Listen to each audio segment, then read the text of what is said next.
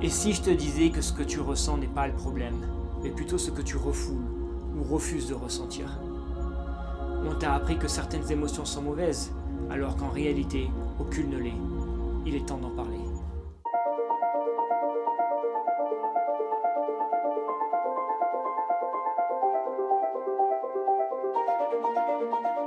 Dans la vidéo d'aujourd'hui, j'aimerais parler de notre centre émotionnel ou de nos émotions, et en particulier de notre corps ou de la couche de notre corps émotionnel. Si tu te souviens, j'ai fait une vidéo où j'ai parlé de notre corps énergétique ou de notre corps bioénergétique, où j'ai expliqué et j'ai revu les différentes couches donc qui vibrent à des fréquences différentes. Et une des couches qui est directement associée à nos émotions, c'est le corps émotionnel. Alors, pour commencer, j'aimerais déjà te dire le mot émotion. Le mot émotion provient du latin, en latin, ça se dit émover. Et le mot émover, c'est le mot que ça veut dire, en gros, bouger, ça veut dire mouvement. Donc une émotion, en fait, c'est simplement une énergie qui circule. C'est vraiment une énergie en mouvement. C'est tout ce que c'est. C'est rien de plus. Donc, c'est vrai qu'on a pu être conditionné à penser qu'il y a des mauvaises émotions, il y a des bonnes émotions, alors qu'en fait une émotion c'est simplement une énergie qui circule, une énergie en mouvement. Il n'y a pas de mauvaises émotions, il n'y a pas de bonnes émotions. Une émotion en soi c'est neutre. Le centre émotionnel ou le corps émotionnel, c'est ce que j'appelle vraiment notre boussole. C'est le boussole de l'âme, notre boussole dans cette vie qui nous permet de nous diriger vers des choses qui nous plaisent ou qui ne nous plaisent pas, ou d'avoir une meilleure compréhension de qui on est, ou des choses que nous avons besoin encore de nous détacher. Donc c'est vraiment en fait la manière dont je vois le corps émotionnel, c'est que chaque émotion qui est une énergie qui se déplace, une énergie en mouvement, et qui va avoir une information, qui va transporter une information. Et cette information va avoir un message, va transporter un message pour toi, et donc va te permettre d'avancer ou te permettre d'avoir une meilleure compréhension sur certains points. Par exemple, quand on peut avoir deux différentes catégories d'émotions. Il y a les émotions qui vont tendance à nous contracter, et encore une fois la différence entre les émotions qui nous contractent et les émotions qui vont vers notre expansion. La différence c'est en termes de fréquence.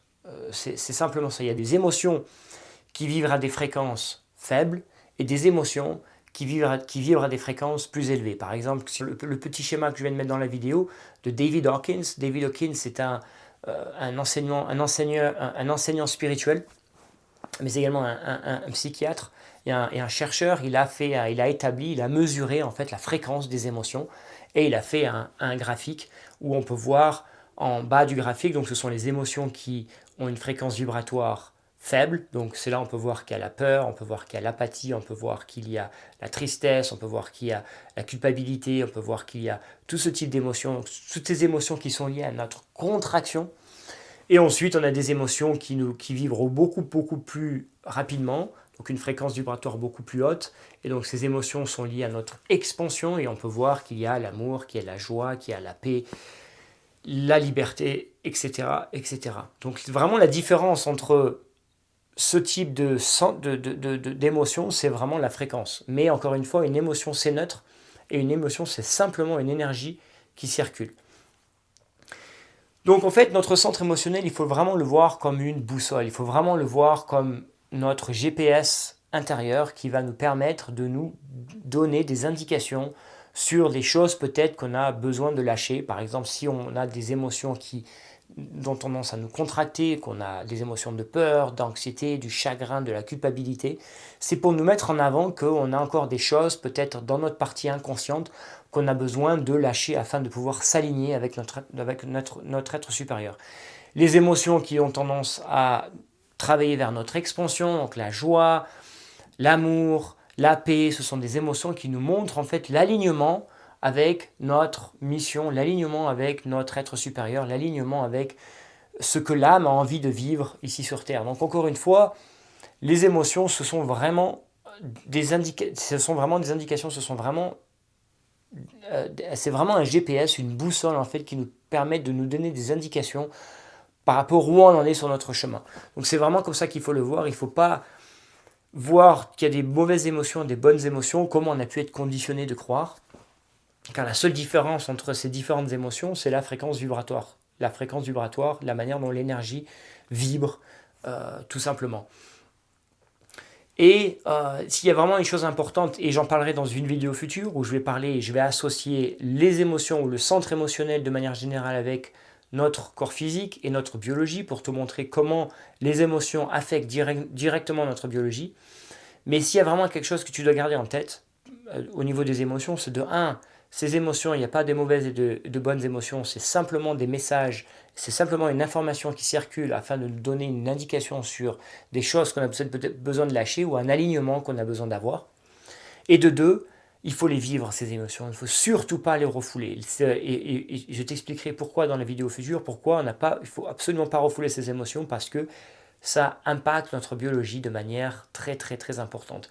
Et comme je t'explique que une émotion, c'est simplement une énergie en mouvement, mais quand tu décides de ne pas vivre cette émotion, qu'est-ce qui va se passer? En fait, tu vas bloquer ce mouvement énergétique. Et qu'est-ce qui va se passer? Tu vas créer un marécage énergétique.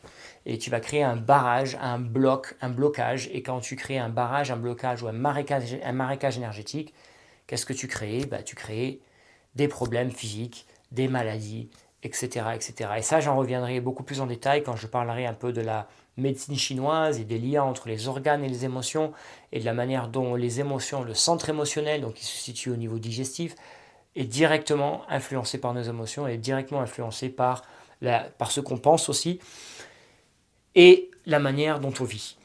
Si ce contenu te plaît, je t'invite à t'abonner à ma chaîne, à partager cette vidéo avec ta famille, tes amis, partager peut-être avec des gens qui ont besoin d'entendre ce message, des gens qui ont besoin de comprendre qu'il est important de vivre nos émotions. Si tu as des questions, mets-moi un petit commentaire, like la vidéo, c'est toujours important.